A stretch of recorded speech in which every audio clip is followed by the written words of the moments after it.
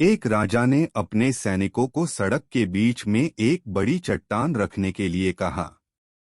चट्टान को बीच सड़क में रखवाकर राजा ने अपने सैनिकों से छुपकर उस चट्टान पर नजर रखने के लिए कहा कि देखना उस चट्टान को रास्ते से कौन हटाता है। लोग उस जगह पर आते रहे और जाते रहे, लेकिन किसी ने भी उस चट्टान को रास्ते से हटाने की कोशिश नहीं की। उस चट्टान के पास से लोगों के गुजरने वालों में राजा के कुछ करीबी लोग और शहर के बड़े व्यापारी भी शामिल थे, और उनमें से कुछ लोग तो राजा को ही कोसने लगते कि क्या राजा इस चट्टान को भी रास्ते से नहीं हटवा सकता। लेकिन किसी ने भी उस चट्टान को रास्ते से हटाने का प्रयास नहीं किया। ऐसा काफी दिनों तक चलता रहा।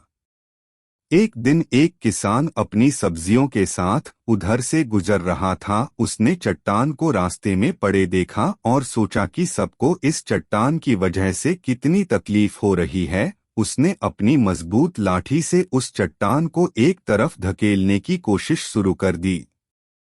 काफी कोशिश के बाद वह उसे सड़क से हटाने में कामयाब हो गया।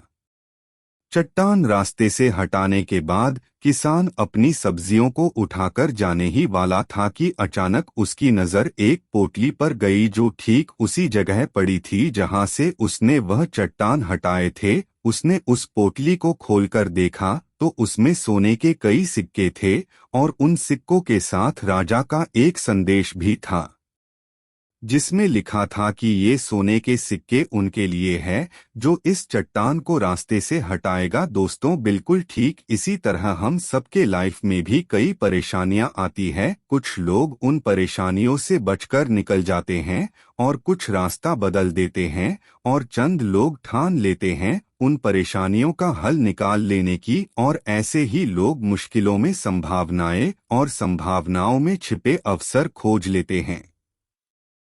मजबूत इरादे और नेक दिल के साथ किए गए कोशिशों के परिणाम हमेशा ही अच्छे आते हैं। इसीलिए जीवन के परेशानियों से घबराओ मत, बल्कि उन परेशानियों को हल करने की कोशिश करते हुए जीवन सफर में आगे बढ़ते रहो।